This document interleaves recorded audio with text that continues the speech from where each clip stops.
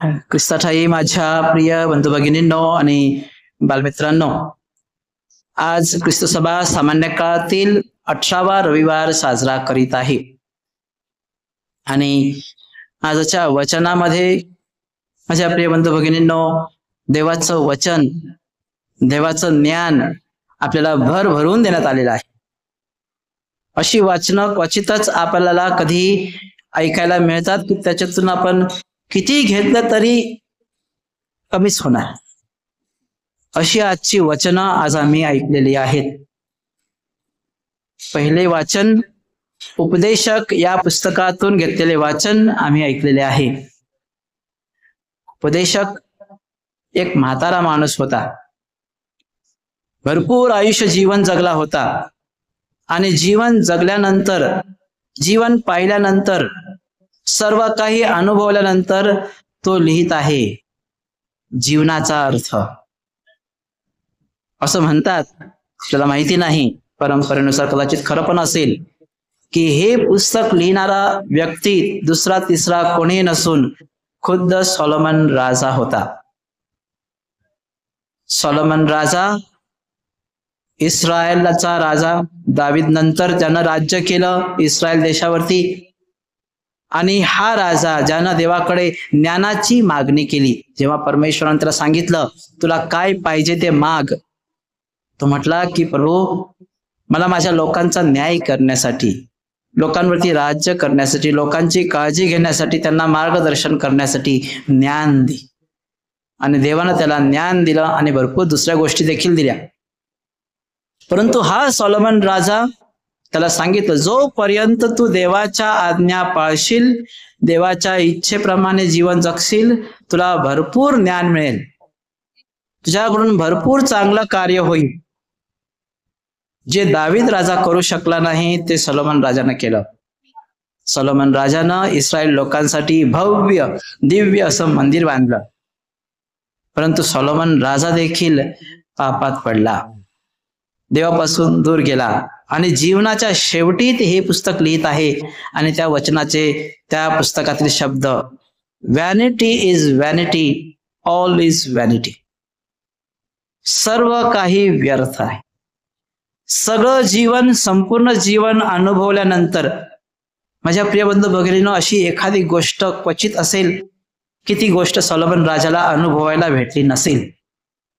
संपत्ती म्हणा, जे काही तुम्ही म्हणा, ज्या गोष्टीच्या माग ह्या जगामध्ये माणूस धावतो, फिरतो, कष्ट करतो, आपलं संपूर्ण आयुष्य वेचतो, केवळ ह्या जगिक गोष्टी मिळविण्यासाठी, त्या सगळ्या गोष्टी सॉलोमन राजाला अनुभवायला मिळाल्या. त्याचं ताट, त्याचं भांड काठोकाठ भरलेलं होतं.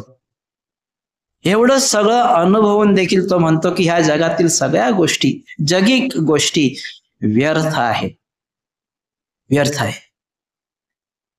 सॉलोमन राजानं 2000 वर्षापूर्वी म्हटलं. आज आम्ही देखील त्याच गोष्टीच्या मागं आमची धावपळ असते. जगिक गोष्टी मिळविण्याच्या मागच आमचं मन लागलेलं असतं. ह्या जगातील गोष्टी, ह्या जगातील सुख सुविधा, तेच मिळविणं आमच्या जीवनाचा उद्देश बनलेला आहे. आणि आमच्या पुढे येऊन गेलेले व्यक्ती आम्हाला सांगत आहेत की ह्या गोष्टी सर्वात महत्वाच्या नाहीत. ह्या गोष्टींच्या मागं पळून तुम्हाला सार्वकालिक जीवन किंवा परिपूर्ण जीवन मिळणार नाही. हे आम्हाला आजच्या पहिल्या वाचनामध्ये सांगितलेलं आहे. आपण विचार करायला पाहिजे माझ्या प्रिय बंधू भगिनींनो, कारण आपलं मन जिथं असेल तिथंच आपले विचार असतील. आम्ही तेच करणार. आपलं संपूर्ण विचार, आपलं संपूर्ण मन सकाळी उठल्यापासून रात्री झोपेपर्यंत फक्त आम्ही पैशाचाच विचार केला तर आम्ही पैशाचाच मागे धावणार. ओके, सॉलोमन राजा म्हणत नाही धन संपत्ती चुकीची आहे, वाईट आहे, नाही. परंतु ह्या जगातील गोष्टींच्या मागे पळत जाणं चुकीचं आहे. कारण ज्या परमेश्वराचा आमच्यावरती प्रेम आहे, त्याला आमची काळजी आहे, तो आमच्या गरजा झोपेतही पुरवितो. पक्षी काम करत नाहीत, कष्ट करत नाहीत, त्यांचं देखील तो पोट भरतो. आमची देखील काळजी घेण्याची कुवत, क्षमता आमच्या देवामध्ये आहे, ज्यानं आम्हाला निर्माण केलेला आहे.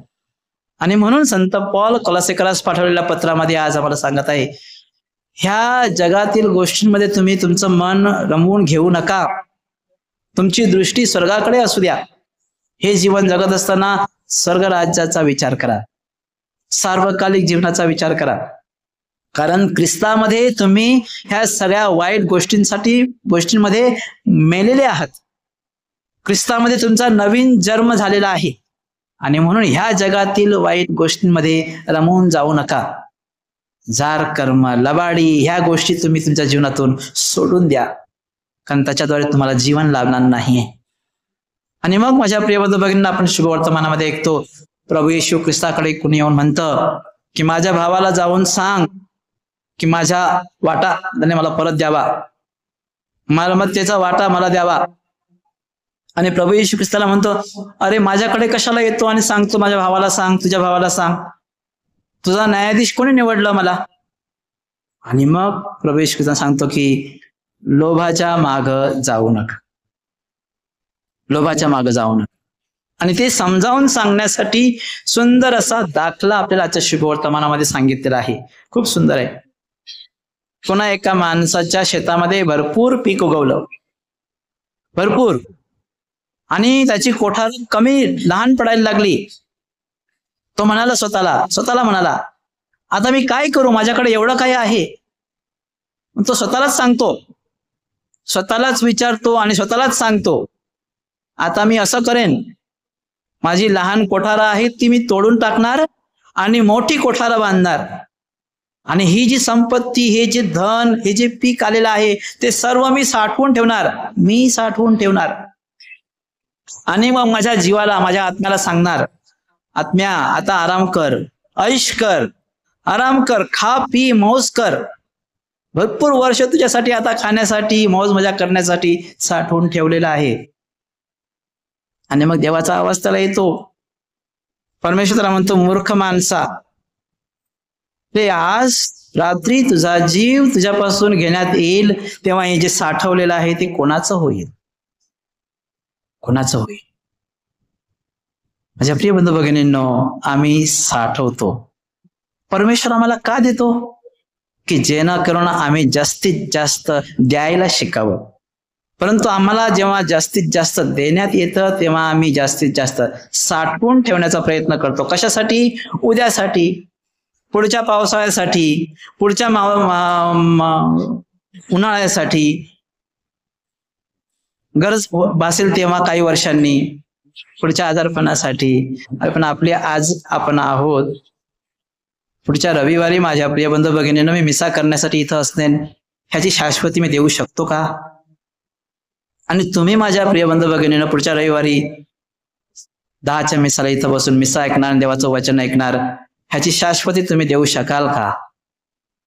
आणि म्हणून देवाचं वचन आपल्या प्रतिसाद स्तोत्रामध्ये सांगतं की माझी वाणी ऐका.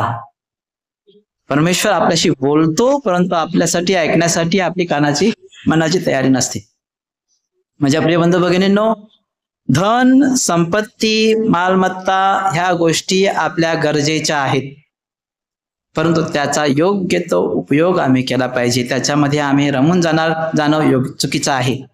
धन, संपत्ती, मालमत्ता याच्यामुळे जर का आम्ही भावाबरोबर, बहिणींबरोबर कुटुंबामध्ये भांडणं करतो, शेजाऱ्यामध्ये आमचे वाद चालूच आहेत छोट्याशा गोष्टींवरती, क्षुल्लक गोष्टींवरती, तर मग आम्ही अजूनपर्यंत जीवन जगायला शिकलेलो नाहीत. बऱ्याच वेळेला जेव्हा देण्याची गोष्ट येते माझ्या प्रिय बंधू भगिनींनो, तेव्हा आम्ही मोजायला सुरुवात करतो. काही दिवसा अगोदर एक ग्रुपवरती मेसेज आला होता. पराग कंपनीचा मोठा मालक ना, ऐकले का तुम्ही? पराग कंपनीचा मोठा मालक, त्याची मालमत्ता 2000 कोटी आहे. किती आहे केविन? 2000 कोटी. 2000 तरी मोजता येतात का आपल्याला? 2000 कोटी म्हणजे किती? आणि 60 देशामध्ये त्याच्या ब्रांचेस आहेत. इतका मालदार माणूस, काहीच कमी नाही. सकाळी उठला जॉगिंगसाठी, रस्त्यावरून जॉगिंग करत चालला होता, एका कुत्र्याने त्याच्यावरती आक्रमण केलं. कुत्र्यापासून वाचवण्यासाठी तो पळण्याचा प्रयत्न केला, खाली पडला, डोकं रस्त्यावरती आपटलं, ब्रेन हॅमरेज झालं, हॉस्पिटलमध्ये घेऊन गेले. 39 वयाच्या वर्षामध्ये माझ्या प्रिय बंधू भगिनींनो सर्व काही सोडून जावं लागलं. एक मुलगी होती, तिला मी विचारलं, तू आता कामाला लागलेली आहेस, हा तर कामाला लागलेस तर आता तू मदत करायला पाहिजे, दुसऱ्यांना गरजवंतांना मदत करायला पाहिजे. तर म्हणे फादर मी मदत करू शकत नाही, माझा पगार एवढा नाहीये. ओके, म्हटलं ओके, जेव्हा तुझा पगार जास्त होईल तेव्हा तू मदत कर. काही दिवस गेले, काही महिने गेले, तिला एक फोन आला आणि फोनवरती तिच्याशी कोणीतरी त्या बाजूने बोलत होतं, जणू काही तिला हिप्नोटाईज केल्यासारखं तिला काहीतरी सांगत होतं. आणि ती त्या व्यक्तीच्या बोलण्यामध्ये इतकी गढून गेली की तिला कळलं सुद्धा नाही तिच्या अकाउंटमध्ये 45,000 रुपये त्याला पाठवलं. जेव्हा ती भानावरती आली, शुद्धीवरती आली, तेव्हा तिला कळलं की माझ्या अकाउंटमधून 45,000 रुपये गेलेले आहे. मी तिला विचारलं होतं, आता तुला पगार, तू कामाला जातेस, मदत कर कुणाला तरी. ती म्हटली की माझ्याकडे काहीच नाही. माझ्या प्रिय बंधू भगिनींनो, जे काही आमच्याकडे आहे ते सगळी देवाची देणगी आहे, देवानं दिलेलं आहे. तुम्ही, मला वाटतं आई वडील विशेष करून खूप विचार करतात तुमच्या मुलांचा. मुलांसाठी घर बांधायला पाहिजे, मुलांसाठी 4 चाकाची गाडी घ्यायला पाहिजे, मुलांसाठी जागा जमीन घ्यायला पाहिजे, मुलांसाठी हे करायला पाहिजे, मुलांसाठी ते करायला पाहिजे. मुलं कधी करणार? ते करायला कधी शिकणार? तुम्ही कष्ट केलेले आहेत, तुम्ही सुद्धा त्याचा लाभ घेतला पाहिजे. परंतु जे देवानं तुम्हाला दिलेलं आहे माझ्या प्रिय बंधू भगिनींनो, ते देवासाठी दिलं पाहिजे.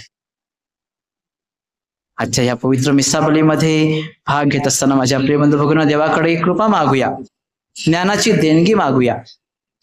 जीवन व्यर्थ नाही, जीवन चांगलं आहे, परंतु जीवन कसं जगावं त्याच्यासाठी देवाचं ज्ञान आणि कृपा आम्हाला मिळावी म्हणून या पवित्र मिस्साबलीमध्ये स्वतःसाठी आणि एकमेकांसाठी प्रार्थना करूया.